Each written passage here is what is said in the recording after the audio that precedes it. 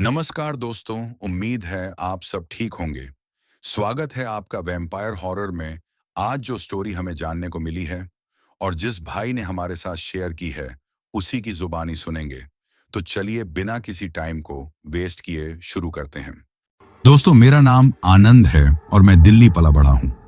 आज जो कहानी मैं आपको सुनाने जा रहा हूं, वो मेरे जीवन की एक ऐसी खौफनाक हकीकत है जिसने मुझे जड़ों तक हिलाकर रख दिया था।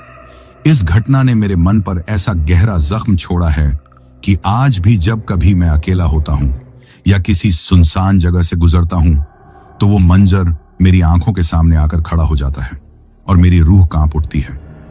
ये उस वक्त की बात है जब मैं अपनी मौसी के घर एक शादी में शामिल होने के लिए गांव गया था। आज इस बात को लगभग 5 साल गुजर चुके हैं, लेकिन ऐसा लगता है जैसे ये कल की ही बात हो।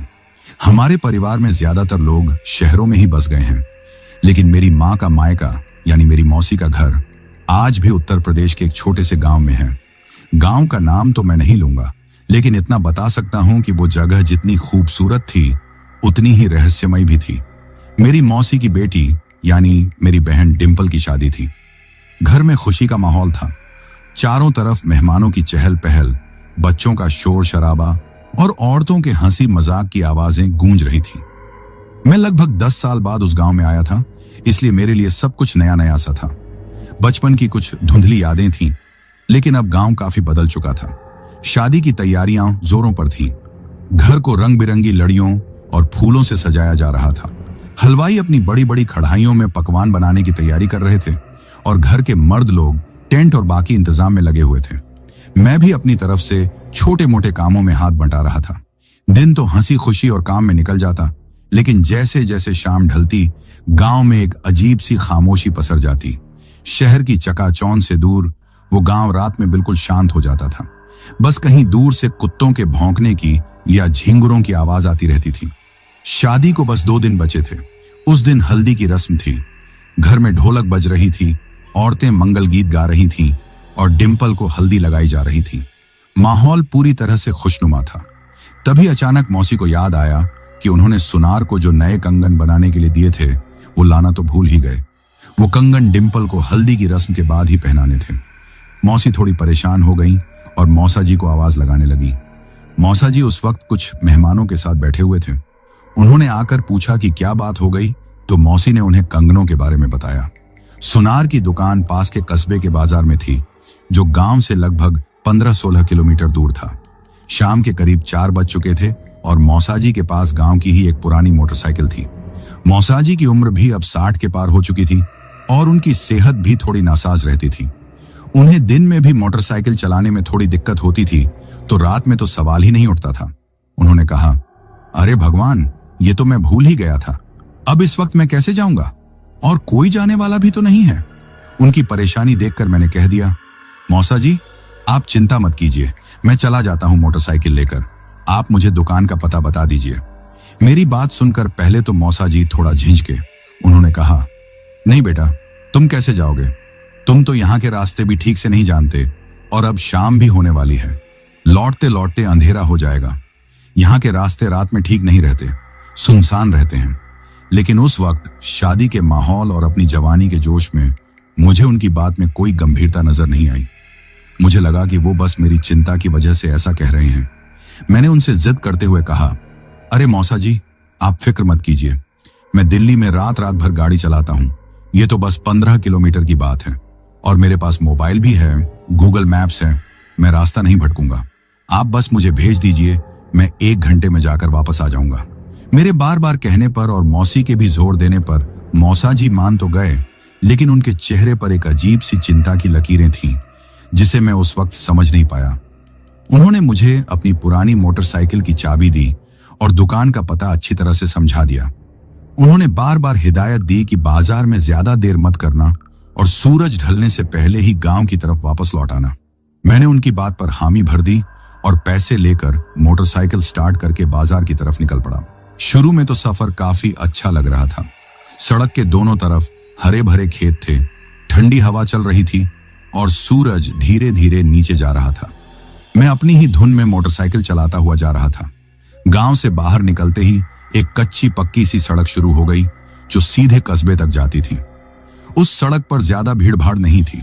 कभी कभार कोई साइकिल वाला या कोई दूसरी मोटरसाइकिल गुजर जाती थी। लगभग 45 मिनट चलाने के बाद मैं कस्बे के बाजार में पहुंच गया।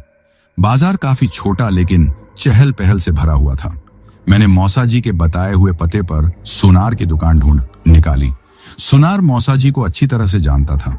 मैंने उसे अपना परिचय दिया तो उसने मुझे बैठने के लिए कहा। उसने बताया कि कंगन तो तैयार हैं, बस थोड़ी सी पॉलिशिंग बाकी है जिसमें करीब आधा घंटा लगेगा। मैंने सोचा कि चलो ठीक है, आधा घंटा ही तो है, तब तक मैं भी थोड़ा बाजार घूम लेता हूं। मैंने सुनार से कहा कि ठीक है, आप तैयार करके रखिए, मैं आधे घंटे में आता हूं। यह मेरी जिंदगी की सबसे बड़ी भूल थी। वो आधा घंटा कब 1 घंटे में बदल गया मुझे पता ही नहीं चला। मैं बाजार में इधर उधर घूमता रहा, कुछ दोस्तों के लिए छोटी मोटी चीजें देखता रहा और वक्त का ध्यान ही नहीं रहा। जब मुझे याद आया तो मैं भागा भागा सुनार की दुकान पर पहुंचा। तब तक सूरज लगभग डूब चुका था और आसमान में हल्की हल्की लालिमा छा गई थी। सुनार ने कंगन पैक करके मुझे दे दिए। मैंने पैसे चुकाए और जल्दी से मोटरसाइकिल की तरफ बढ़ा। मेरे मन में अब मौसाजी की बात गूंज रही थी कि अंधेरा होने से पहले लौट आना। मैंने मोटरसाइकिल स्टार्ट की और गांव की तरफ चल पड़ा। अभी मैं कस्बे से बाहर निकला ही था कि मौसम ने अचानक करवट बदल ली। आसमान में काले काले बादल घिर आए थे और तेज हवाएं चलने लगी थी। दिन की रोशनी अब पूरी तरह से खत्म हो चुकी थी और चारों तरफ अंधेरा छा गया था। मोटरसाइकिल की हेडलाइट उस सुनसान सड़क पर रोशनी का अकेला झरिया थी। मुझे अब थोड़ा डर लगने लगा था। वो खेत जो शाम को इतने खूबसूरत लग रहे थे, अब अंधेरे में किसी काले साए की तरह डरावने लग रहे थे। मैं मोटरसाइकिल की रफ्तार तेज करने की कोशिश कर रहा था, लेकिन वो पुरानी मोटरसाइकिल एक हद से ज्यादा तेज नहीं चल रही थी। हवा इतनी तेज थी कि मुझे मोटरसाइकिल संभालने में भी मुश्किल हो रही थी। तभी अचानक बूंदाबांदी शुरू हो गई और देखते ही देखते वो बूंदाबांदी एक तेज बारिश में बदल गई। अब मेरी हालत खराब हो चुकी थी। मैं पूरी तरह से भीग गया था। ठंड से मेरे हाथ कांप रहे थे और बारिश की वजह से मुझे आगे का रास्ता भी साफ दिखाई नहीं दे रहा था। मैं मन ही मन खुद को कोस रहा था कि मैंने मौसा जी की बात क्यों नहीं मानी। अगर मैं वक्त पर निकल गया होता तो अब तक घर पहुंच चुका होता। अब इस सुनसान सड़क पर इस तूफानी बारिश में मैं बिल्कुल अकेला था। दूर दूर तक न कोई इंसान दिख रहा था, न कोई घर। मैंने मोबाइल निकालकर नेटवर्क देखने की कोशिश की, लेकिन वहां कोई नेटवर्क नहीं था। अब मेरा डर और भी बढ़ गया था। बारिश और तेज होती जा रही थी। मुझे लगा कि ऐसे में आगे बढ़ना ठीक नहीं है। मोटरसाइकिल फिसल सकती है और कोई हादसा हो सकता है। मैंने सोचा कि कहीं रुकने की कोई जगह मिल जाए तो बारिश थमने का इंतजार करूं। मैं धीरे धीरे मोटरसाइकिल चलाता हुआ आगे बढ़ रहा था और मेरी नजरें किसी छप्पर या किसी दुकान को ढूंढ रही थी जहां मैं कुछ देर के लिए रुक सकूं। तभी मोटरसाइकिल की रोशनी में मुझे सड़क से थोड़ी दूर एक पुराना सा घर दिखाई दिया। वो एक मंजिला घर था जो शायद बहुत सालों से वीरान पड़ा था। उसकी दीवारें काली पड़ चुकी थीं, प्लास्टर जगह जगह से उखड़ गया था और छत पर जंगली घास उग आई थी। उसे देखकर ही एक अजीब सी सिरहन दौड़ गई, लेकिन उस वक्त मेरे पास और कोई चारा भी नहीं था। बारिश से बचने के लिए वो उस सुनसान सड़क पर एकमात्र सहारा नजर आ रहा था। मैंने मोटरसाइकिल को उस घर की तरफ मोड़ा। घर के बाहर एक छोटा सा बरामदा था जिसकी छत थोड़ी बहुत सलामत लग रही थी।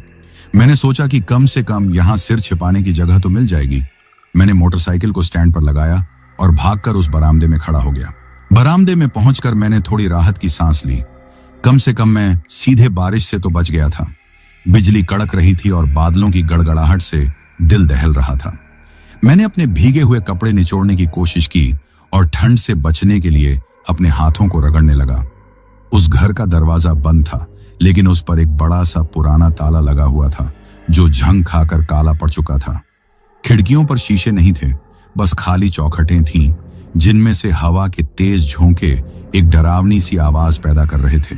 मैं वहीं खड़ा कांप रहा था और बारिश के रुकने का इंतजार कर रहा था। मुझे वहां खड़े हुए लगभग 15-20 मिनट हो गए होंगे। अंधेरा इतना घना था कि हाथ को हाथ सुझाई नहीं दे रहा था। बस जब कभी बिजली कड़कती तो एक पल के लिए चारों तरफ का मंजर साफ हो जाता और फिर वही घना अंधेरा। हर बार बिजली की चमक में मुझे वो वीरान घर और भी ज्यादा डरावना लगता। तभी मुझे ऐसा लगा जैसे सड़क की तरफ से कोई आ रहा है। मैंने गौर से देखने की कोशिश की। बारिश की बौछारों के बीच मुझे एक परछाई सी अपनी तरफ आती हुई दिखाई दी। वो परछाई धीरे धीरे और साफ होती गई। एक आदमी था जिसने अपने सिर पर एक बोरी डाल रखी थी और हाथ में एक पुरानी सी टॉर्च लिए हुए था। टॉर्च की पीली रोशनी हिल रही थी। उसे अपनी तरफ आता देखकर मेरे मन में एक साथ कई ख्याल आए।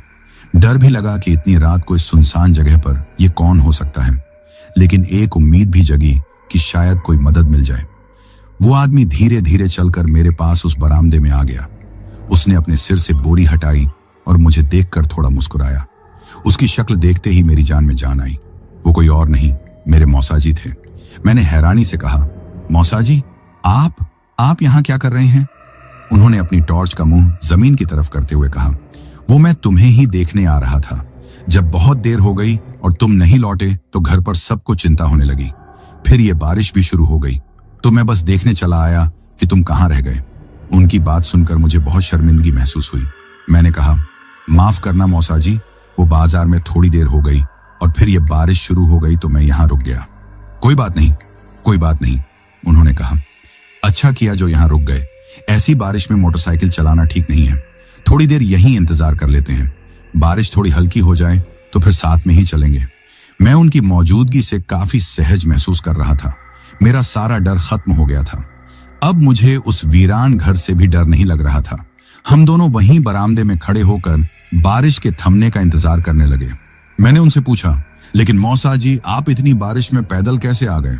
मेरी इस बात पर उन्होंने एक पल के लिए मेरी तरफ देखा और फिर एक अजीब सी मुस्कुराहट के साथ बोले, अरे गांव के आदमी हैं बेटा, हमें आदत है इन सब चीजों की। और फिर जब बच्चे की चिंता हो तो माँ बाप को कुछ महसूस नहीं होता। उनकी बात सुनकर मुझे तसल्ली तो हुई, लेकिन मेरे दिमाग के किसी कोने में एक छोटा सा सवाल अटक गया था। घर पर तो और भी लोग थे, जवान लड़के थे। मौसाजी खुद क्यों आए, जिनकी तबीयत खुद ठीक नहीं रहती, और वो भी इतनी तेज बारिश में इस सुनसान रास्ते पर पैदल? लेकिन उस वक्त मैंने इस सवाल को ज्यादा तवज्जो नहीं दी और इसे उनका मेरे लिए प्यार और चिंता समझकर चुप हो गया। मुझे क्या पता था कि यह तसल्ली और यह सुकून बस कुछ ही पलों का मेहमान है और अगली सुबह मेरी जिंदगी हमेशा के लिए बदलने वाली है। मुझे क्या पता था कि जिस इंसान को मैं अपना मौसा समझकर खुद को महफूज महसूस कर रहा हूं, वो असल में कोई और ही है, या शायद कुछ और ही है। दोस्तों, जैसा कि मैंने आपको पिछले एपिसोड में बताया, उस तूफानी रात में उस सुनसान सड़क पर बने वीरान घर के बरामदे में जब मैंने अपने मौसाजी को देखा तो मेरे अंदर की सारी दहशत एक पल में गायब हो गई थी। जिस अकेलेपन और खौफ ने मुझे जकड़ रखा था, वो उनकी शक्ल देखते ही काफूर हो गया था। मुझे लगा कि अब मैं सुरक्षित हूं, अब कोई डर की बात नहीं है। हम दोनों साथ में हैं और जैसे ही बारिश थमेगी हम घर की तरफ निकल जाएंगे। लेकिन उस वक्त मैं इस बात से पूरी तरह अनजान था कि मेरा असली डर तो अब शुरू होने वाला था। वो डर जिसकी कल्पना भी कोई सामान्य इंसान नहीं कर सकता। हम दोनों उस बरामदे में खड़े थे। बारिश की मोटी मोटी बूंदें टीन की कच्ची छत पर पड़कर एक अजीब सा संगीत पैदा कर रही थीं। हवा के तेज झोंके पेड़ों से टकराकर एक भयावह शोर कर रहे थे, जैसे कोई दर्द में कराह रहा हो। मौसाजी ने अपनी टॉर्च की रोशनी को बरामदे के फर्श पर टिका दिया था।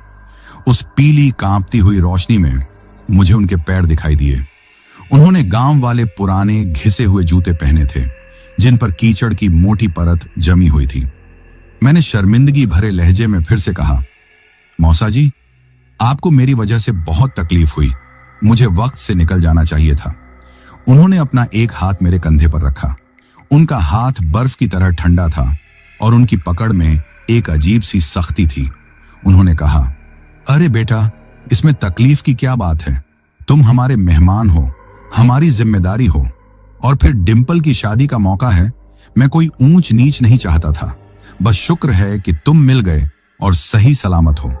उनकी आवाज में वही अपनापन था, वही चिंता थी जो मैंने घर पर महसूस की थी। मेरे मन में जो एक छोटा सा शक पैदा हुआ था कि वो पैदल क्यों आए, वो भी उनके इस अपनेपन के आगे धुल गया। हम चुपचाप खड़े बारिश को देखते रहे। मैं ठंड से अभी भी कांप रहा था, मेरे दांत किटकिटा रहे थे। मुझे इस हालत में देखकर मौसाजी बोले, तुम तो बहुत भीग गए हो, ऐसे तो बीमार पड़ जाओगे, ये हवा भी सीधी यहीं लग रही है। मैंने कहा, कोई बात नहीं मौसाजी, बस बारिश रुक जाए फिर घर चलकर कपड़े बदल लूंगा। बारिश का कोई भरोसा नहीं बेटा। उन्होंने उस वीरान घर के बंद दरवाजे की तरफ देखते हुए कहा, लगता है ये रात भर चलेगी। एक काम करते हैं, इस घर के अंदर चलते हैं। कम से कम हवा से तो बचेंगे। उनकी बात सुनते ही मेरे अंदर एक अजीब सी सिहरन दौड़ गई। मैंने उस घर की तरफ देखा। बिजली की कड़कड़ाहट में जब उसका मंजर साफ हुआ तो वो और भी ज्यादा भयानक लग रहा था। दीवारों पर काई जमी हुई थी और टूटी हुई खिड़कियों के काले मुंह ऐसे लग रहे थे जैसे वो घर हमें घूर रहा हो, अंदर आने का निमंत्रण दे रहा हो। मैंने झिझकते हुए कहा, मौसाजी, इसके अंदर? ये तो बंद है और न जाने कैसा घर है। हम यहीं ठीक हैं। मेरी बात सुनकर वो थोड़ा हंसे, लेकिन उनकी हंसी में वो गर्मजोशी नहीं थी, वो एक खोखली सी हंसी थी। डर गए क्या? उन्होंने कहा। अरे बेटा, ये बस एक पुराना खाली घर है। इसके मालिक शहर चले गए थे कई साल पहले, तब से ये ऐसे ही बंद पड़ा है। यहां कोई नहीं आता। चलो अंदर, कुछ नहीं होगा। मैं हूं ना तुम्हारे साथ। उनके आखिरी शब्द मैं हूं ना तुम्हारे साथ ने मुझे फिर से हिम्मत दी। मैंने सोचा कि मैं भी कितना डरपोक हूं। जब मौसाजी साथ हैं तो डरने की क्या बात है। ये सचमुच एक खाली घर ही तो होगा। मैंने हामी में सिर हिला दिया। वो उस बड़े से लकड़ी के दरवाजे की तरफ बढ़े। दरवाजे पर एक बहुत पुराना झंग लगा हुआ ताला लटक रहा था। मौसाजी ने अपनी जेब से चाबियों का गुच्छा निकाला और उसमें से एक चाबी लगाकर ताला खोलने की कोशिश करने लगे, लेकिन ताला इतना ज्यादा झंग खा चुका था कि वो हिला भी नहीं। उन्होंने 2-3 बार कोशिश की, लेकिन नाकाम रहे। मैं भी उनके पास चला गया। मैंने कहा, रहने दीजिए मौसाजी, ये नहीं खुलेगा। लगता है सालों से बंद है। उन्होंने मेरी तरफ देखे बिना ही कहा, खुल जाएगा। और ये कहकर उन्होंने चाबी हटाई और ताले को अपनी दोनों हथेलियों में पकड़ लिया। उन्होंने कोई जोर नहीं लगाया, बस उसे पकड़ा और धीरे से खींचा।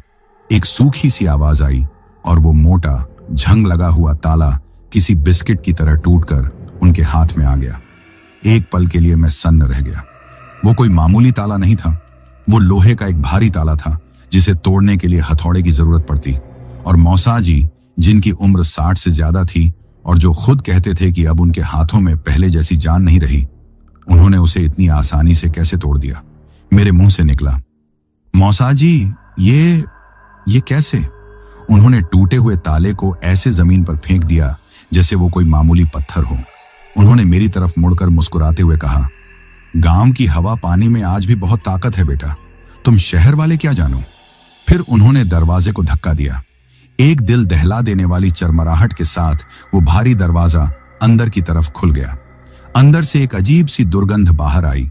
वो दुर्गंध सीलन, सड़ती हुई लकड़ी, धूल और किसी ऐसी चीज की मिली जुली गंध थी जिसे मैं पहचान नहीं पा रहा था।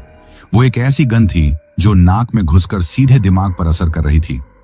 मौसाजी ने अपनी टॉर्च की रोशनी अंदर डाली और बोले, आ जाओ अंदर।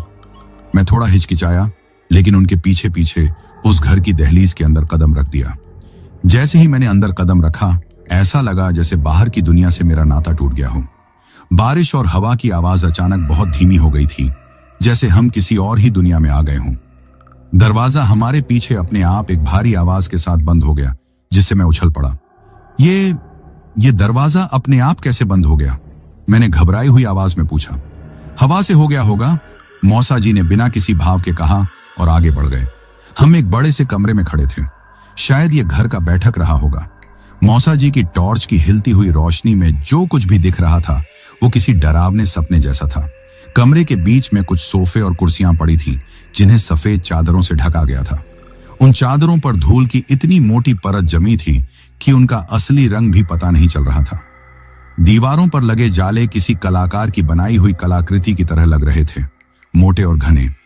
छत के कोनों से लेकर दीवारों तक हर जगह मकड़ियों ने अपना साम्राज्य बना रखा था। फर्श पर धूल और सूखे पत्तों का ढेर लगा हुआ था। एक कोने में एक पुरानी सी मेज पड़ी थी, जिस पर शायद कभी कोई गुलदस्ता रखा होगा, लेकिन अब वहां सिर्फ एक खाली धूल भरा गुलदान था। दीवारों का प्लास्टर जगह जगह से झड़ चुका था और उसके नीचे से झांकती हुई ईंटें किसी जख्म की तरह लग रही थीं।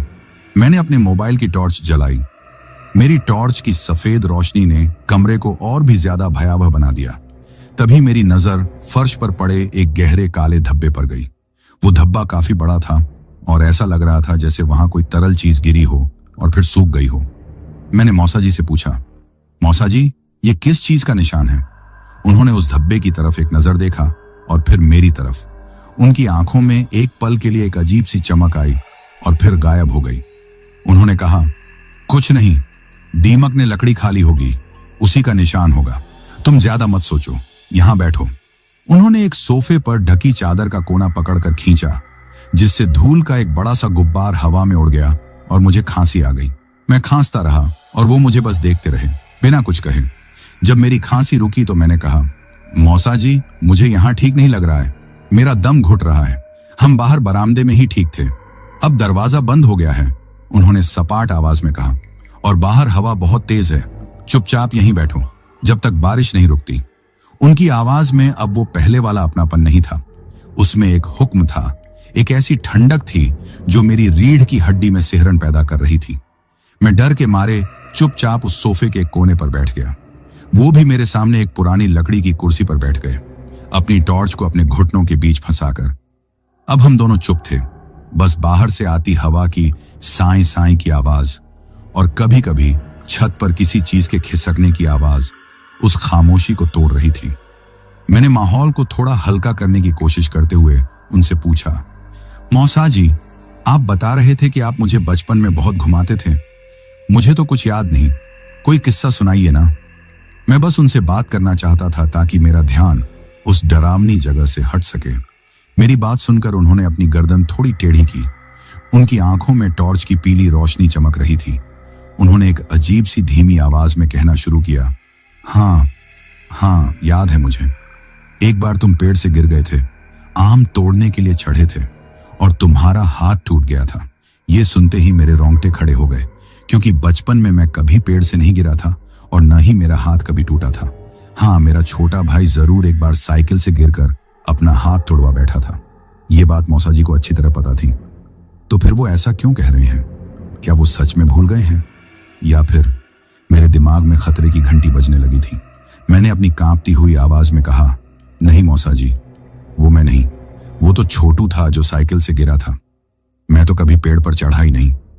मेरी बात सुनकर वो खामोश हो गए। उन्होंने कोई जवाब नहीं दिया, बस मुझे घूरते रहे। उनकी वो खामोश नजरें किसी छुरी की तरह मेरे सीने में ढंस रही थीं। अब मुझे यकीन हो गया था कि कुछ तो बहुत ज्यादा गड़बड़ है। ये मेरे मौसा जी नहीं हैं, या अगर हैं भी तो ये वो नहीं हैं जिन्हें मैं जानता हूं। मेरा दिल जोर जोर से धड़कने लगा, मेरे हाथ पैर ठंडे पड़ गए थे। मैंने उठने की कोशिश की, लेकिन जैसे मेरे पैरों में जान ही नहीं थी। मैंने कहा, मौसा जी, मुझे घर जाना है, बारिश होती रहेगी, मैं चला जाऊंगा। तभी अचानक मेरे मोबाइल की टॉर्च, जो अब तक ठीक जल रही थी, 2-3 बार झपकी और फिर बंद हो गई। कमरे में अब सिर्फ उनकी टॉर्च की पीली डरावनी रोशनी थी। अंधेरा और भी घना हो गया था। मोबाइल भी बंद हो गया। मैंने लगभग रोते हुए कहा। वो अपनी कुर्सी से धीरे धीरे उठे। उनके उठने से कुर्सी में एक चरमराहट हुई। वो मेरी तरफ बढ़ने लगे।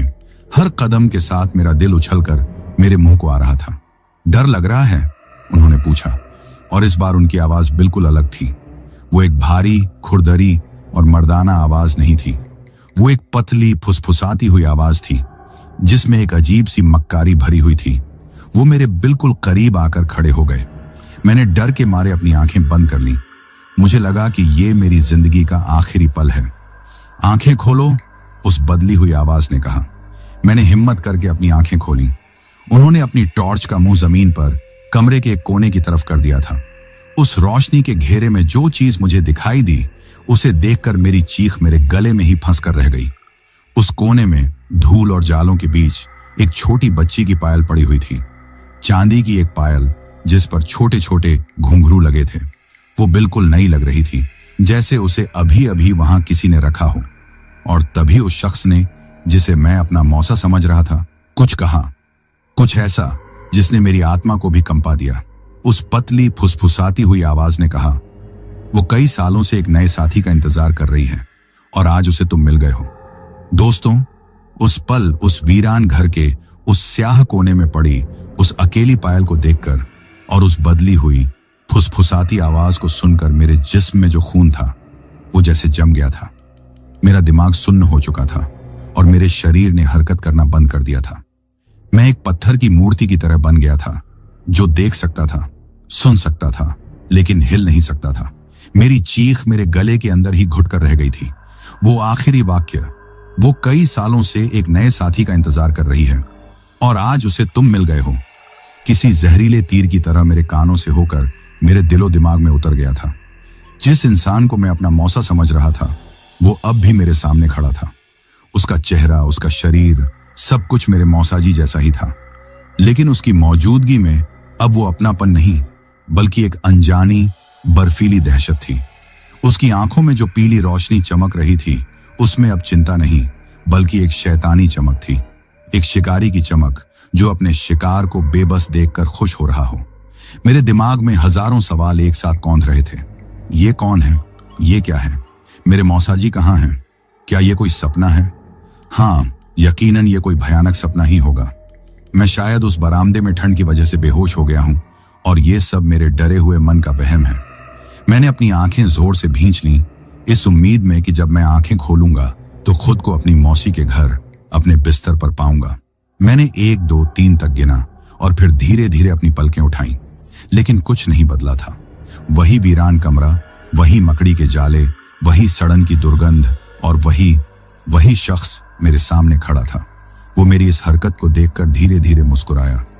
उसकी मुस्कुराहट उसके चेहरे पर खींच रही थी, लेकिन वो उसके होठों तक ही सीमित थी, उसकी आंखों तक नहीं पहुंच पा रही थी। उसकी आंखें अब भी उतनी ही ठंडी और बेरहम थीं। ये सपना नहीं है, आनंद, उस पतली फुसफुसाती आवाज ने फिर कहा। उसे मेरा नाम पता था, जाहिर है मैंने ही उसे बताया था, लेकिन अब उसके मुंह से अपना नाम सुनना भी किसी गाली जैसा लग रहा था। उसने आगे कहा, यह उतनी ही हकीकत है जितनी तुम्हारी दिल्ली की जिंदगी, जितनी हकीकत तुम्हारे वो दोस्त हैं जिनसे तुम रोज झूठ बोलते हो, जितनी हकीकत तुम्हारा वो डर है जो तुम्हें अंधेरे से लगता है, जिसके बारे में तुमने आज तक किसी को नहीं बताया। यह सुनकर मेरे पैरों के नीचे से जमीन खिसक गई। मेरे अंधेरे के डर के बारे में उसे कैसे पता? यह बात तो मेरे सबसे करीबी दोस्तों को भी नहीं पता थी। ये कोई ऐसी चीज नहीं थी जिसका जिक्र मैं किसी से करता। ये मेरा अपना निजी डर था। इस एक पल में मेरे दिमाग ने हर तरह के तार्किक तर्क को मानना बंद कर दिया। मैं समझ गया कि मैं किसी इंसानी खतरे का सामना नहीं कर रहा हूं। मैं किसी ऐसी चीज के चंगुल में फंस चुका था जो इंसानी समझ से परे थी। तभी मुझे एक और आवाज सुनाई दी। यह आवाज ऊपर की मंजिल से आ रही थी, एक बच्चे के गुनगुनाने की आवाज, एक बहुत ही धीमी मासूम सी धुन, जैसे कोई छोटी बच्ची कोई लोरी गा रही हो। उस भयावह खामोशी में वो मासूम धुन और भी ज्यादा डरावनी लग रही थी। मेरे रोंगटे खड़े हो गए। मैं उस आवाज की दिशा में देखने लगा जो छत से छन कर आ रही थी। मेरे चेहरे पर आए खौफ को देखकर वो मौसाजी के रूप में खड़ा शख्स फिर से मुस्कुराया।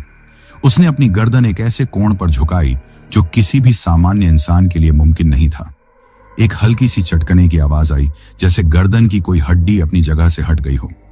उसे तुम्हारा आना पसंद आया, उसने फुसफुसाते हुए कहा। वो बहुत अकेला महसूस करती है, उसे खेलने के लिए कोई चाहिए। गुनगुनाने की आवाज अचानक बंद हो गई और उसकी जगह एक दूसरी आवाज ने ले ली, एक अकेली पायल के बजने की आवाज। छन छन, जैसे कोई ऊपर के कमरे में बहुत धीरे धीरे चल रहा हो। हर पायल की आवाज मेरे दिल पर हथौड़े की तरह पड़ रही थी। कौन कौन हो तुम? आखिरकार मेरी जबान से ये टूटे फूटे शब्द निकले। क्या चाहते हो मुझसे? वो धीरे से एक कदम मेरी ओर बढ़ा। मैं, उसने कहा, मैं तो बस एक रास्ता हूं, एक दरवाजा।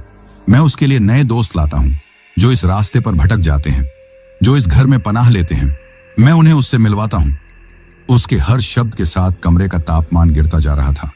मुझे अब ऐसी ठंड लग रही थी जो मेरे जिस्म के अंदर से आ रही थी, मेरी हड्डियों को गला रही थी। ऊपर से पायल की आवाज अब तेज हो गई थी, छन छन, जैसे कोई अब दौड़ रहा हो, खुशी से उछल रहा हो। और उस पायल की आवाज के साथ साथ मुझे एक बच्ची के हंसने की आवाज भी सुनाई दी, एक खिलखिलाती हुई हंसी जो उस वीरान घर में गूंज कर एक भयावह चीख में बदल रही थी। बस, बहुत हो चुका था। मेरे अंदर का सारा डर एक पल के लिए गुस्से और जिंदा रहने की चाहत में बदल गया। मेरा दिमाग चिल्ला रहा था, भागो आनंद, यहां से भागो। इसी एक सोच ने मेरे बेजान पड़े शरीर में बिजली भर दी। मैं अपनी पूरी ताकत से सोफे से उछलकर खड़ा हुआ और उस दरवाजे की तरफ भागा जिससे हम अंदर आए थे। मुझे उम्मीद थी कि मैं उसे चौंका दूंगा, कि मुझे कुछ सेकंड का समय मिल जाएगा, लेकिन जैसे ही मैं भागा मुझे लगा जैसे हवा गाड़ी हो गई हो। ऐसा लगा जैसे मैं हवा में नहीं बल्कि किसी दलदल में दौड़ रहा हूं। मेरे पैर भारी हो गए और मेरी गति धीमी पड़ गई। उस खौफनाक हस्ती ने मुझे रोकने की कोशिश नहीं की। वो वहीं खड़ा रहा, मुझे अपनी तरफ पीठ करके भागते हुए देखता रहा। मुझे महसूस हो रहा था कि वो मुस्कुरा रहा है। मैं किसी तरह लड़खड़ाता हुआ दरवाजे तक पहुंचा। मैंने दरवाजे के हैंडल को पकड़कर अपनी पूरी ताकत से खींचा। दरवाजा हिला भी नहीं। मैंने उसे धक्का दिया, उस पर अपने कंधे से जोर लगाया, उसे लातें मारी। मैं पागलों की तरह उस पर अपनी पूरी शक्ति का इस्तेमाल कर रहा था, लेकिन वो दरवाजा जैसे पत्थर का बन गया था। वो हिल भी नहीं रहा था। मैं हांफने लगा। मेरी सारी ऊर्जा खत्म हो रही थी। मैं पसीने में लथपथ था, लेकिन मेरा शरीर अंदर से कांप रहा था। मैं दरवाजे पर अपना सिर टिकाकर रोने लगा। मैं बेबस था, लाचार था। मैंने कहा था ना, पीछे से वही फुसफुसाती हुई आवाज आई, ये घर किसी को इतनी आसानी से जाने नहीं देता। इसे मेहमान बहुत पसंद हैं। मैं धीरे धीरे पलटा। वो अब भी वहीं खड़ा था। उसकी टॉर्च की रोशनी अब भी जमीन पर थी। कमरे में इतना अंधेरा था कि मुझे उसका चेहरा साफ दिखाई नहीं दे रहा था। बस उसकी एक काली परछाई नजर आ रही थी। उसे नीचे आने में देर नहीं लगेगी, उस परछाई ने कहा, और वो तुम्हारे जितनी धीरज वाली नहीं है। ये सुनते ही मेरे अंदर फिर से हिम्मत आई। दरवाजा नहीं तो खिड़की। मैंने कमरे की एक बड़ी सी खिड़की की तरफ देखा। उसमें शीशे नहीं थे, बस एक लकड़ी का फ्रेम था जो सालों से मौसम की मार झेल रहा था। शायद मैं उसे तोड़कर बाहर कूद सकता हूं, यह सोचकर मैं खिड़की की तरफ भागा। लेकिन जैसे ही मैं 2 कदम बढ़ा, वो खौफनाक हस्ती एक पलक झपकने जितनी देर में मेरे और खिड़की के बीच आकर खड़ी हो गई। वो वहां कैसे आया, मैं समझ नहीं पाया। उसने कोई हरकत नहीं की, वो बस वहां प्रकट हो गया था। अब मैं और वो आमने सामने थे, कुछ ही फीट की दूरी पर। मेरी सांसें रुक गई थीं। बाहर जाने का कोई रास्ता नहीं है आनंद, उसने कहा। सिर्फ एक ही रास्ता है, ऊपर जाने का। उसने अपनी उंगली से ऊपर की मंजिल की तरफ इशारा किया, जहां से पायल की आवाज आ रही थी। मैं डर के मारे पीछे हटने लगा। तभी उसकी टॉर्च, जो अब तक लगातार जल रही थी, अचानक झिलमिलाने लगी। वो तेजी से जल बुझ रही थी, जिससे कमरे में एक स्ट्रोब लाइट जैसा प्रभाव पैदा हो रहा था। हर चमक में मुझे उसका चेहरा एक पल के लिए दिखता और फिर अंधेरे में गायब हो जाता। और उस जलती बुझती रोशनी में मैंने कुछ ऐसा देखा जिसने मेरे होश उड़ा दिए। हर चमक के साथ मेरे मौसाजी का चेहरा बदल रहा था। वो पिघल रहा था जैसे गर्म मोम हो। उनकी आंखें अपनी जगह से खिसक कर बड़ी हो रही थीं। उनके होंठ खिंचकर कानों तक जा रहे थे। उनकी नाक छपटी हो रही थी। उनका चेहरा किसी इंसान का चेहरा नहीं लग रहा था। वो एक विकृत, भयावह और अमानवीय चीज में बदल रहा था। मैं चीखना चाहता था, लेकिन मेरी आवाज ही खो गई थी। मैं अपनी आंखों पर यकीन नहीं कर पा रहा था। टॉर्च की रोशनी आखिरकार एक जगह आकर स्थिर हो गई, ठीक उस बदलते हुए चेहरे पर। अब जो चेहरा मेरे सामने था, वो मेरे मौसाजी का नहीं था। वो किसी औरत का चेहरा लग रहा था, एक बहुत ही भयानक औरत का। उसकी त्वचा झुलसी हुई और काली थी। उसकी आंखें बड़ी बड़ी और पूरी तरह से सफेद थीं, जिनमें कोई पुतली नहीं थी। उसके होंठ काले थे, और जब वो मुस्कुराई तो मैंने देखा कि उसके दांत नुकीले और पीले थे। उसके सिर पर बाल नहीं थे, बस कुछ उलझे हुए लटें थीं जो सांप की तरह हिल रही थीं। वो खौफनाक औरत जो अब भी मेरे मौसाजी के कपड़ों में थी, धीरे धीरे मेरे सामने झुकी। उसका विकृत चेहरा मेरे चेहरे के बहुत करीब आ गया। उसकी सांसों से वही सड़न की बदबू आ रही थी जो घर में घुसते वक्त आई थी, लेकिन अब वो 1000 गुना ज्यादा तेज थी। मैं पीछे हटते हटते दीवार से जा लगा और जमीन पर गिर पड़ा। मैं अपनी बाहों से खुद को बचाने की कोशिश करने लगा। उसने मेरे ऊपर झुककर अपनी उसी पतली, फुसफुसाती लेकिन अब और भी ज्यादा डरावनी आवाज में कहा, जो किसी सांप की फुफकार जैसी लग रही थी, काजरी ने बहुत इंतजार किया है और उसे अब बहुत भूख लगी है। दोस्तों, उस खौफनाक, विकृत चेहरे को अपने इतने करीब देखकर और उसकी उस फुसफुसाती हुई जहरीली आवाज में उसका नाम काजरी और उसकी भूख का जिक्र सुनकर मेरे अंदर कुछ टूट गया। वो डर की आखिरी हद थी, वो सीमा जिसके पार इंसान सोचने समझने की हालत में नहीं रहता। उस एक पल में मेरा दिमागी संतुलन पूरी तरह से बिगड़ गया। मेरे अंदर का सारा खौफ, सारी बेबसी, सारी लाचारी एक जानवर की चीख में बदल गई जो अपनी जान बचाने के लिए आखिरी कोशिश कर रहा हो। मैं चीखा, और यह कोई मामूली चीख नहीं थी। ये मेरे फेफड़ों की पूरी ताकत से निकली हुई एक वहशी चीख थी जो उस वीरान घर की दीवारों से टकराकर गूंज उठी। उसी चीख के साथ मैंने अपने पैरों को अपनी पूरी ताकत से आगे की तरफ उछाला। मेरा पैर सीधे उस खौफनाक चीज के सीने से टकराया जो मेरे ऊपर झुकी हुई थी। एक अजीब सा एहसास हुआ। ऐसा लगा जैसे मेरा पैर किसी ठोस शरीर से नहीं बल्कि किसी गीली, ठंडी और घिनौनी चीज से टकराया हो। लेकिन मेरी लात में इतनी ताकत थी कि वो चीज पीछे की तरफ लड़खड़ा गई। वो गिरी नहीं, बस कुछ कदम पीछे हट गई। शायद उसे मेरे इस पलटवार की उम्मीद नहीं थी। उसकी उन सफेद बिना पुतलियों वाली आंखों में एक पल के लिए हैरानी का भाव आया। बस वही एक पल मेरे लिए काफी था।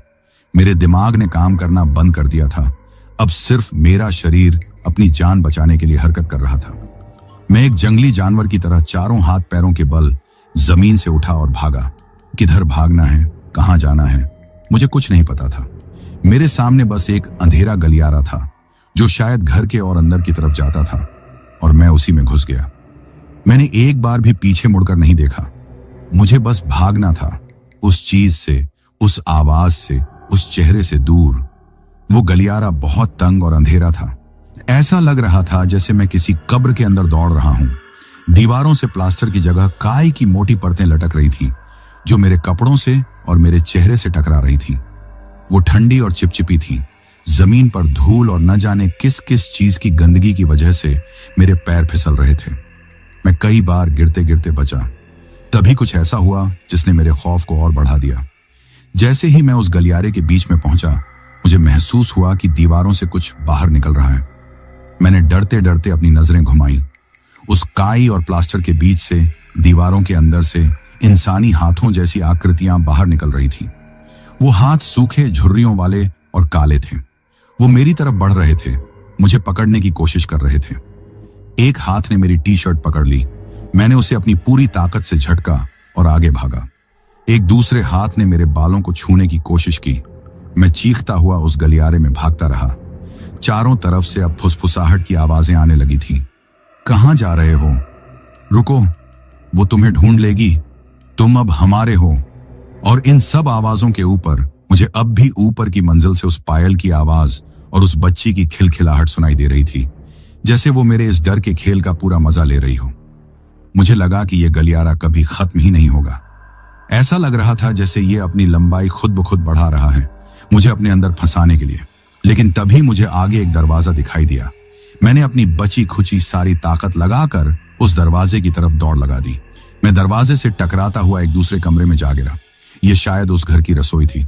मेरे गिरते ही कमरे में रखी स्टील की कुछ प्लेटों में झनझनाहट हुई और वो जमीन पर गिर पड़ी, जिससे मेरा दिल उछलकर मुंह को आ गया। मैंने कांपते हुए उठकर उस रसोई का जायजा लिया। वो जगह किसी कसाई खाने से कम नहीं लग रही थी। एक पुरानी सी मेज पर सड़ा हुआ खाना पड़ा था, जिस पर कीड़े रेंग रहे थे। दीवार पर लगी कीलों पर कुछ पुराने झंग लगे हुए चाकू लटक रहे थे, जो मेरे घुसते ही ऐसे हिले जैसे कोई उन्हें इस्तेमाल करने वाला हो। छत से किसी काले गाढ़े तरल की बूंदें टपक रही थीं। उसकी गंध इतनी घिनौनी थी कि मुझे उल्टी आ गई। मैं अपनी सांसों को काबू करने की कोशिश कर रहा था। तभी मेरी नजर उस रसोई की खिड़की पर पड़ी। वो एक छोटी सी खिड़की थी, लेकिन मेरे लिए वो जन्नत का दरवाजा थी। उस पर शीशा नहीं था, लेकिन उसे बाहर की तरफ से लकड़ी के 3-4 मोटे तख्तों से बंद किया गया था। तख्ते पुराने और गले हुए लग रहे थे। मुझे लगा कि शायद मैं इन्हें तोड़ सकता हूं। यही मेरा एकमात्र मौका था। मैं खिड़की की तरफ लपका और उन तख्तों को अपनी उंगलियों से पकड़कर खींचने की कोशिश करने लगा। वो बहुत मजबूती से लगे हुए थे। मेरे नाखून छिल गए, मेरी उंगलियों से खून बहने लगा, लेकिन मैं पागलों की तरह लगा रहा। तभी रसोई के दरवाजे पर मुझे वही परछाई दिखाई दी। काजरी वो दरवाजे पर खड़ी थी। वो दौड़कर नहीं आई थी। वो बहुत धीरे धीरे आराम से चलकर आई थी, जैसे उसे पता हो कि मैं कहीं भाग नहीं सकता। उसका वो विकृत भयानक चेहरा मुझे ही घूर रहा था और उसके काले होंठों पर एक घिनौनी मुस्कान थी। मैंने कहा था ना, उसकी फुफकारती हुई आवाज रसोई में गूंजी। भागने का कोई रास्ता नहीं है। वो धीरे धीरे मेरी तरफ बढ़ने लगी। मैं जानता था कि अगर वो मेरे पास पहुंच गई तो सब खत्म हो जाएगा। मेरी नजरें घबराहट में किसी हथियार को ढूंढ रही थीं। तभी मुझे जमीन पर पड़ा एक मोटा लकड़ी का बेलन दिखाई दिया। शायद कभी इस रसोई में उससे रोटियां बनती होंगी। मैंने एक पल भी नहीं सोचा। मैं नीचे झुका, बेलन उठाया और अपनी पूरी ताकत से उसे उस डरावनी चीज की तरफ फेंका। लेकिन एक हैरत अंगेज घटना हुई। वो बेलन हवा में घूमता हुआ उसकी तरफ गया और उसके शरीर के आर पार निकल गया, जैसे वो कोई इंसान नहीं बल्कि धुएं का एक बादल हो। बेलन उसके पीछे की दीवार से एक भारी आवाज के साथ टकराया और जमीन पर गिर पड़ा। वो वहीं खड़ी हंसने लगी, एक सूखी खौफनाक हंसी। मुझे इन चीजों से नहीं मार सकते मूर्ख लड़के, उसने कहा। तुम अब उसके हो, हमेशा हमेशा के लिए। तुम उसके नए खिलौने बनोगे। उसकी बात सुनकर मेरी सारी उम्मीदें खत्म हो गईं। मैं समझ गया कि मैं एक ऐसी ताकत से लड़ रहा हूं जिसे मैं हरा नहीं सकता। मैं हार गया था। मैं जमीन पर घुटनों के बल बैठ गया और रोने लगा। लेकिन शायद किस्मत को कुछ और ही मंजूर था। जब मैंने हताशा में खिड़की के तख्ते पर अपना हाथ मारा तो एक चमत्कार हुआ।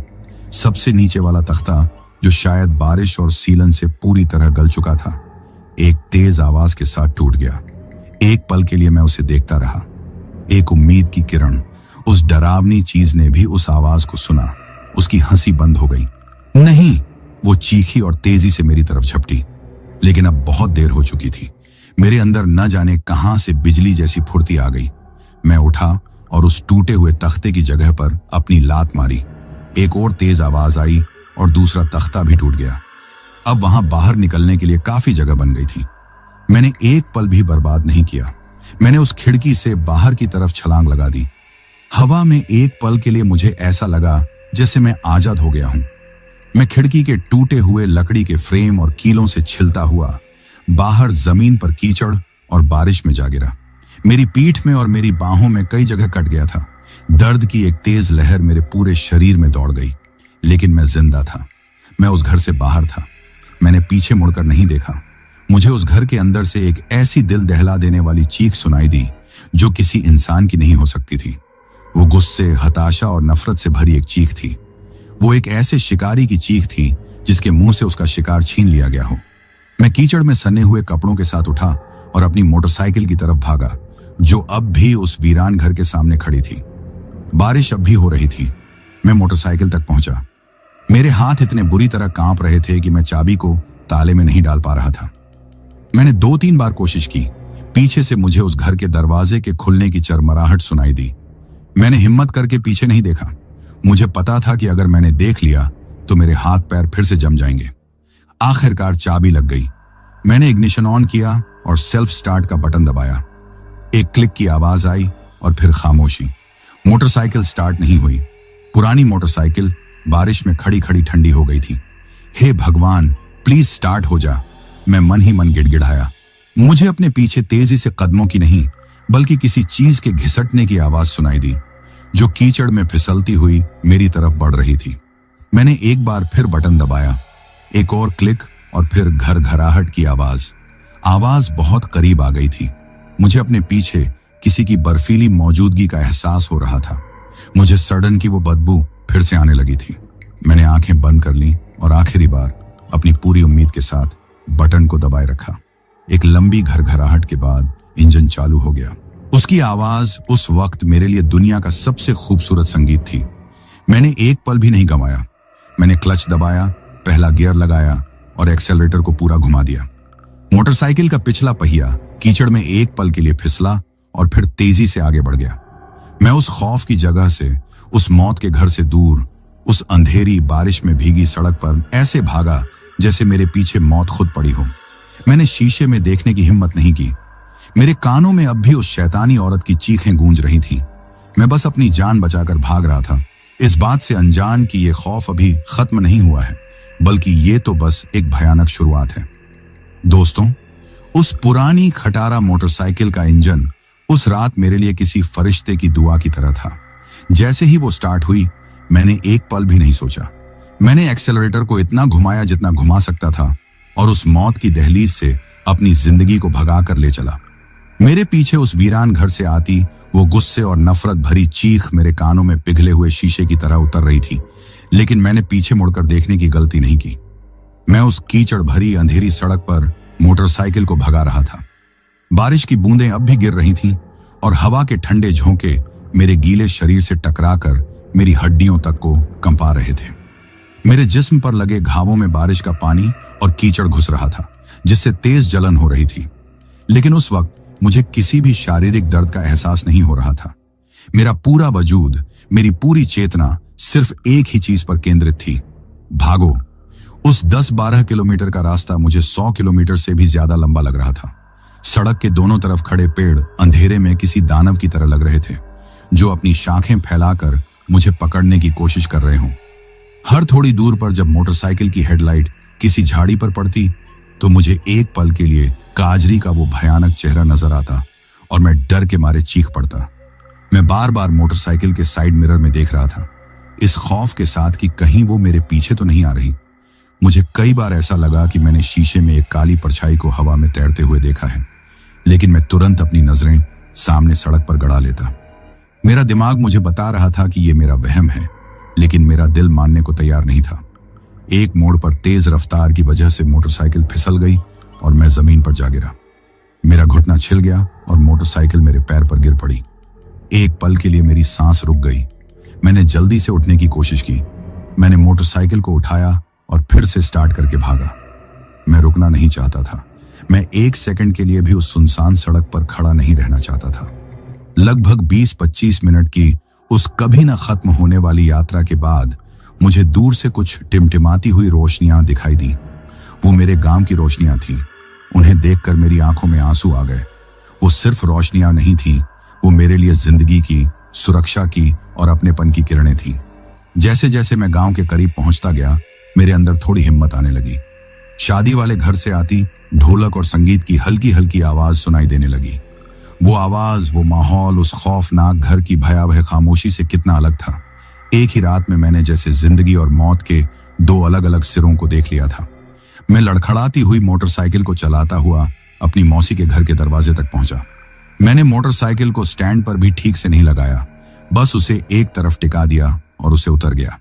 मेरे पैर कांप रहे थे और मुझ में खड़े रहने की भी हिम्मत नहीं थी। मैं पूरी तरह से कीचड़ और खून में सना हुआ था। मेरे कपड़े कई जगह से फट चुके थे। मेरे बाल मेरे चेहरे पर बिखरे हुए थे और मेरी आंखें डर से फैली हुई थीं। मैं किसी भूत की तरह दरवाजे की तरफ बढ़ा और उस पर जोर जोर से हाथ मारने लगा। मेरे मुंह से आवाज नहीं निकल रही थी, बस एक घबराई हुई घुरघुराहट निकल रही थी। दरवाजा मेरे एक कजिन रवि ने खोला। दरवाजा खोलते ही उसके चेहरे पर जो हंसी थी वो मुझे देखते ही एक पल में खौफ और हैरानी में बदल गई। आनंद भैया, ये क्या हुआ? वो चिल्लाया। उसकी आवाज सुनकर घर के अंदर जो भी लोग थे सब बाहर की तरफ दौड़े। मेरे असली मौसाजी, जो कुछ मेहमानों के साथ अंदर बैठे थे, सबसे पहले बाहर आए। उन्हें देखते ही मेरे दिमाग में एक पल के लिए फिर से काजरी का वो चेहरा घूम गया और मैं डर के मारे 2 कदम पीछे हट गया। नहीं नहीं, मैं बड़बड़ाया। मेरी हालत देखकर घर में कोहराम मच गया। शादी का खुशनुमा माहौल एक पल में चिंता और डर में बदल गया। संगीत बंद हो गया। मेरी मौसी और मां भागती हुई बाहर आईं। मुझे उस हालत में देखकर वो जोर जोर से रोने लगी। मेरे बच्चे को क्या हो गया? आनंद, आंखें खोल बेटा। मां मुझसे लिपट कर रो रही थी, लेकिन मैं किसी और ही दुनिया में था। मुझे उठाकर अंदर ले जाया गया। मैं कांप रहा था, बुरी तरह से कांप रहा था और मेरे दांत बज रहे थे। मुझे एक चारपाई पर लिटाया गया। कोई मेरे हाथ पैर मल रहा था, कोई मेरे लिए गर्म दूध ला रहा था, कोई मेरे घावों को साफ करने की कोशिश कर रहा था। मेरे चारों तरफ मेरे घर वालों की भीड़ थी, लेकिन मुझे ऐसा लग रहा था जैसे मैं अब भी अकेला हूं, उस वीरान घर में फंसा हुआ हूं। मेरे मौसाजी मेरे पास बैठे और मेरे सिर पर हाथ फेरते हुए बोले, बेटा क्या हुआ? एक्सीडेंट हो गया क्या कहीं? कुछ तो बोलो। मैंने उनकी तरफ देखा। यह वही चेहरा था, लेकिन इन आंखों में वो शैतानी चमक नहीं, बल्कि मेरे लिए सच्ची चिंता और प्यार था। लेकिन मेरा डरा हुआ मन इस फर्क को समझने को तैयार नहीं था। मैं बस वो वहां है, वो आ जाएगी, जैसे टूटे फूटे शब्द बड़बड़ा रहा था। घर के बड़े बुजुर्ग समझ गए कि मैं बहुत ज्यादा डरा हुआ हूं। उन्होंने सबको थोड़ा दूर हटाया। मौसी ने गर्म पानी से मेरे घावों को साफ किया और उन पर हल्दी का लेप लगाया। मुझे गर्म दूध पिलाने की कोशिश की गई, जो मैंने गिरा दिया। लगभग 1 घंटे की मशक्कत के बाद जब मुझे गर्म कंबलों में लपेटा गया, तब जाकर मेरा कांपना थोड़ा कम हुआ। लेकिन मैं अब भी सदमे में था। रात काफी हो चुकी थी। ज्यादातर मेहमान अपने अपने कमरों में जा चुके थे। अब मेरे पास सिर्फ मेरे करीबी लोग बैठे थे, माँ, मौसी, मौसाजी, रवि और गांव के एक सबसे बुजुर्ग आदमी, जिन्हें सब नाना जी कहकर बुलाते थे। वो मौसाजी के भी चाचा थे और उनकी उम्र 90 के पार थी। वो बहुत कम बोलते थे, लेकिन गांव में हर कोई उनकी इज्जत करता था और माना जाता था कि उन्होंने अपनी जिंदगी में बहुत कुछ देखा है। माहौल में एक भारी खामोशी थी। नाना जी मुझे बस एक तक देखे जा रहे थे। उनकी आंखों में एक अजीब सी गहराई और समझ थी। मौसा जी ने बहुत ही नर्म आवाज में मुझसे फिर पूछा, बेटा अब थोड़ा आराम से बताओ, डरो मत, हम सब यहीं हैं। क्या हुआ था तुम्हारे साथ? तुम्हारी ये हालत कैसे हुई? मैंने एक गहरी सांस ली। मैंने अपनी आंखें बंद की तो मुझे फिर से वो गलियारा, वो रसोई और काजरी का वो चेहरा दिखाई दे गया। मैंने झटके से अपनी आंखें खोल दी। मैंने कांपती हुई आवाज में बताना शुरू किया, मैं बाजार से लौट रहा था, तभी बारिश शुरू हो गई।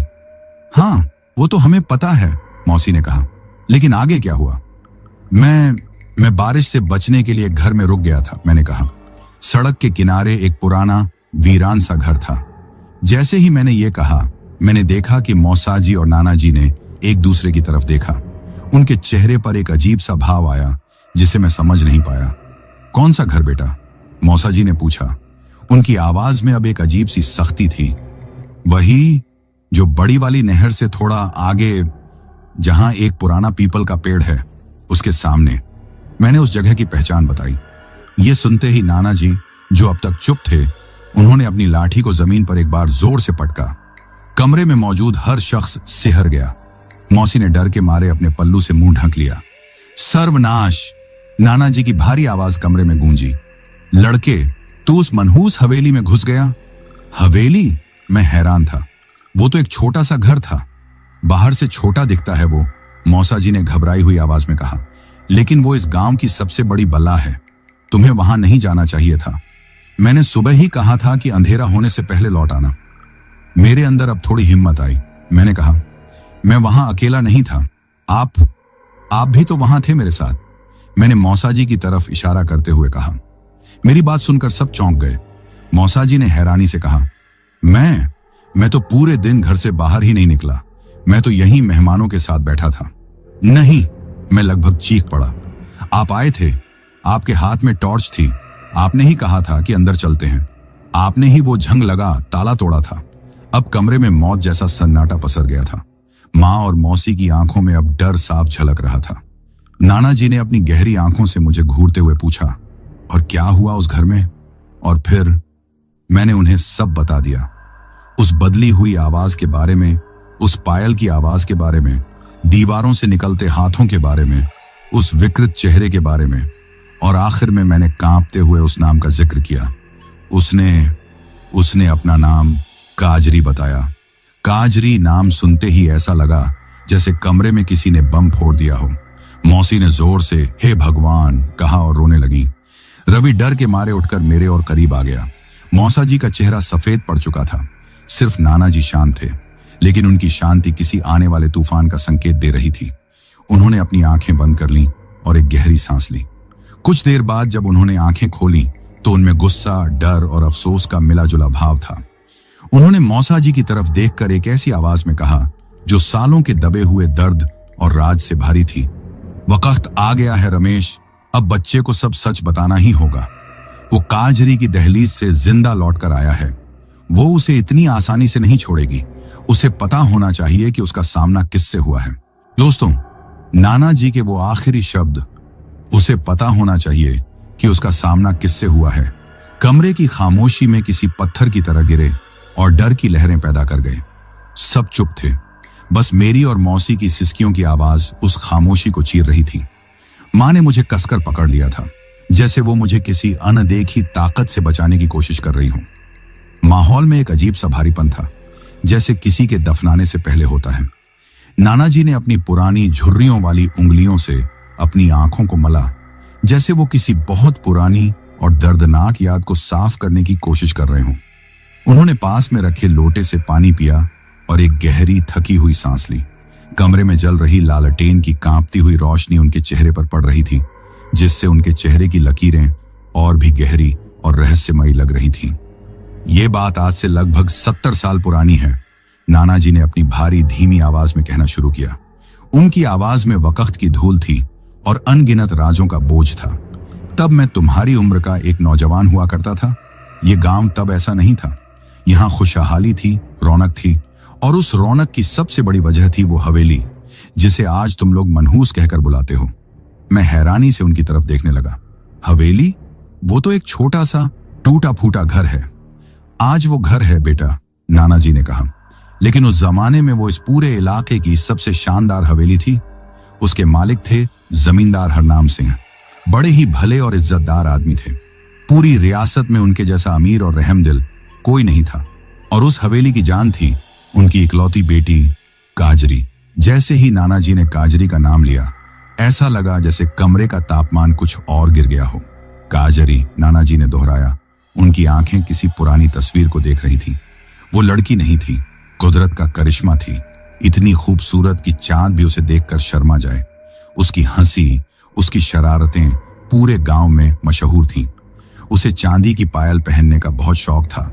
जब वो हवेली के बगीचे में दौड़ती थी तो उसकी पायल की आवाज दूर तक सुनाई देती थी। वो जिंदगी से भरपूर थी। वो इस गांव की आत्मा थी।